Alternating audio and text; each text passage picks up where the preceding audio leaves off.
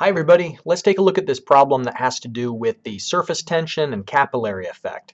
What we've done is dipped a small diameter glass tube into water, and what happens is the water is drawn up a certain height inside of that small diameter glass tube. So here in the diagram you can see delta H is the distance that the fluid has risen up inside of that small diameter glass tube.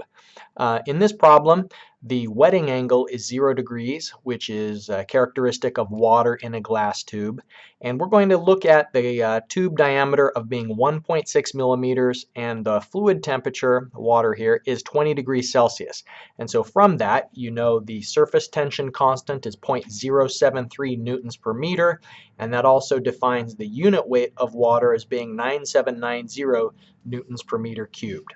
So here on the screen you can see the equation that defines the surface tension force. And what I suggest you do is, if you know already how to solve this problem, pause and begin your calculations. Otherwise, if you need a little bit more help, a couple of hints, I've got a few of those that I'll introduce in just a moment. Okay, so the first additional hint is just a look at what happens during equilibrium. During equilibrium, the force due to surface tension is lifting the fluid up, and that's balanced by the weight of the water, which is acting downward. And the weight of the water that we're talking about is how much water is above the liquid level of the surrounding fluid. And so that's the water weight that's inside of this cylindrical glass tube. So you've got the force up, the weight of the water down, and they're in equilibrium, meaning that the two forces are equal to each other. So again, I'll pause for a moment. If that's giving you the hints that you need to begin your calculations, feel free. Otherwise, I have my final hints in just a moment. Okay, and here's the final hints. If you're having trouble knowing how to calculate the weight of the water that's acting downward, the weight of the water would be the volume of a cylinder multiplied by the unit weight of the fluid. And so that's going to give you how many newtons of force are acting downward against which the surface tension force is acting upwards. And of course, what we know about the volume times the unit weight of the water is the volume is the circular area multiplied by delta H. In other words, the area of a circle is pi d squared divided by 4.